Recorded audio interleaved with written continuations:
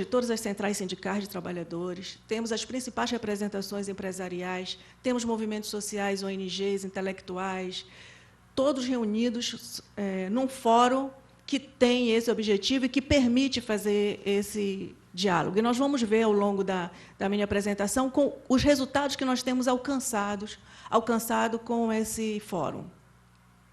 Então, trabalhamos com essa meta, que, a partir da premissa de que o desenvolvimento é um processo de concertação, ele não é uma escolha de governo, ele não é uma escolha de apenas uma das classes sociais do país, ele é um processo de concertação entre classes. O Conselho se organizou para debater esses temas estruturantes do desenvolvimento nacional. Então, o foco do Conselho é o debate estratégico, o debate do desenvolvimento, o desenvolvimento pensado enquanto concertação entre classes, não é o debate da conjuntura. Então, isso foi muito difícil pactuar com os conselheiros, mas hoje eu acho que isso é cotidiano do Conselho, esse pensamento mais estratégico. Então, é importante, se a gente vai falar desse fórum de participação, saber quem dialoga nesse fórum, como dialoga e sobre que bases. Essa é uma questão que nós consideramos muito importante. A composição determina muito do que vai ser esse fórum. A composição, a forma como você dialoga, se é sobre conjuntura, se é sobre estratégia, o esforço que você faz pedagógico, né, de construção desse fórum, ele vai influenciar muito no resultado.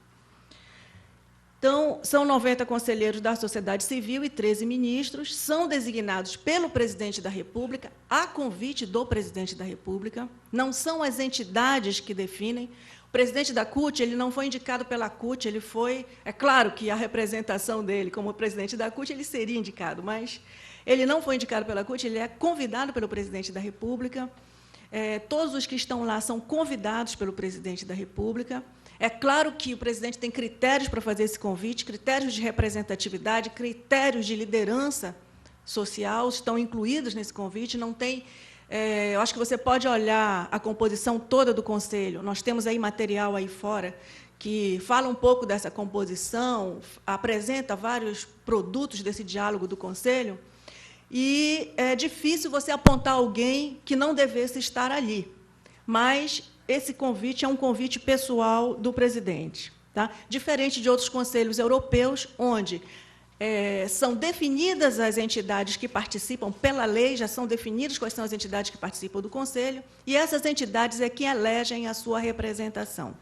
Por experiência pessoal, nós já dialogamos muito com esses conselhos, nós temos acordos de cooperação com o Conselho francês, com o Conselho espanhol, com o Conselho holandês, e eu acho que tem uma reflexão de que tem uma certa vantagem no fato do conselheiro ser convidado pessoalmente pelo presidente da República, especialmente porque nós vivemos num num regime presidencialista, não podemos desconhecer isso. O presidente tem a tradição do Brasil é que o presidencialismo no Brasil tem uma forte tradição, né? E também eu percebo que, como a pessoa recebe um convite do presidente, ela participa do fórum, ela não tem suplente, é ela que participa, ela não indica uma pessoa, por exemplo, você não tem o risco de o que eu vejo acontecer em alguns conselhos europeus, da entidade indicar um terceiro ou quarto escalão daquela entidade para fazer o diálogo, então ele nunca está em posição de poder efetivamente decidir sobre um acordo, sobre uma situação que está em debate, ele sempre tem que levar de volta para a sua organização, para debater, etc. Isso dá uma flexibilidade, isso dá um poder de decisão para o Conselho muito forte, porque quem o presidente tem convidado são, efetivamente, as principais lideranças dessas instituições, né? E são elas que participam do Conselho, elas não têm representações. Então, isso evita esse tipo de situação. Eu acho que isso é uma vantagem. Tem as desvantagens, sofre muitas críticas, mas eu acho que, de certa forma, no cômputo geral, isso é uma vantagem. O diálogo também, aí como se dialoga? São reuniões plenárias, 4 reuniões plenárias que acontecem por ano. Dessas reuniões plenárias, o presidente participa. O fato do presidente participar dessas reuniões plenárias é fundamental para o sucesso do Conselho. São 4 reuniões anuais, mas são 4 reuniões fundamentais, principalmente porque o presidente efetivamente dialoga com os conselheiros. É uma característica do presidente, mas eu acho que esse fórum, como é um fórum também de assessoramento à presidência, como é um fórum que dialoga sobre estratégia de desenvolvimento, os conselheiros saberem que estão sendo ouvidos pelo presidente e que ele está dialogando com eles é fundamental para o sucesso desse fórum. Se ele não participasse dessas reuniões, acho que nós teríamos tido muito mais problemas no Conselho para conseguir os resultados e os produtos que nós temos hoje. Então, isso é um fator incentivador, é um fator de que o presidente mostra que respeita o diálogo social, né? E é muito importante, essas 4 reuniões plenárias são muito importantes. Em geral, elas dialogam, essas reuniões plenárias, com os resultados que o Conselho já acordou nos grupos de trabalho e nas reuniões anteriores. Além dessas reuniões plenárias, nós temos grupos de trabalho que se reúnem sistematicamente. Esses grupos de trabalho, eles constroem as suas posições a partir de colóquios, seminários e oficinas. Então, em geral, os temas são tratados, primeiro, exaustivamente, para que o grupo tenha conteúdo, as informações necessárias para começar a dialogar. Então, os conselheiros, a partir de, por exemplo, um determinado tema que o Conselho tem em pauta hoje, vamos supor, infraestrutura, você não começa já dialogando sobre a posição dos conselheiros e tentando construir acordos sobre aquele tema de imediato. Não, é feito um trabalho prévio muito forte de diálogo com o governo, de diálogo com todas as instituições que, de alguma forma, interagem com aquela temática, com a academia, para conhecer o estado da arte daquele tema. Então, tem todo um processo anterior de oficinas, de seminários e de colóquios que é informativo, onde os conselheiros apresentam as suas posições, mas que ainda não estão num processo de pactuação.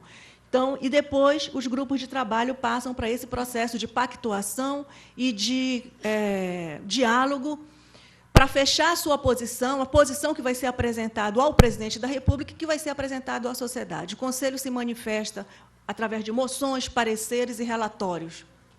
Tá? Então, isso é muito importante. É claro que esse conjunto de... Eu procurei mostrar rapidamente para vocês, para dar uma ideia de como é que o Conselho se organiza, quem participa do Conselho, quais são os seus objetivos estratégicos. Agora, o início do Conselho, ele sofreu muita oposição.